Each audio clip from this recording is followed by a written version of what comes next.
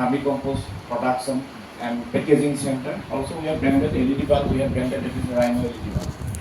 We have applied the trademark, right, to the Indian Patent Office, and we got the trademark, and that trademark is known as Rhino LED. If you see your LED bulb, okay, so then you will see a trademark, and that trademark is Rhino LED. So next trademark is the your meter, right? So we are producing vermicompost last 3 years. We are packaging it. We are selling it within the campus. Also, we have applied for a trademark, okay? And that trademark is applied to the Indian Patent Office, and it is called Meter Industries Limited.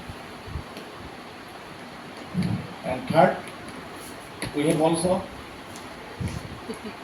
another product that is ethically guilty. We have collaborated with our ex-student. We have an organic tea garden. We actually prepare all these things.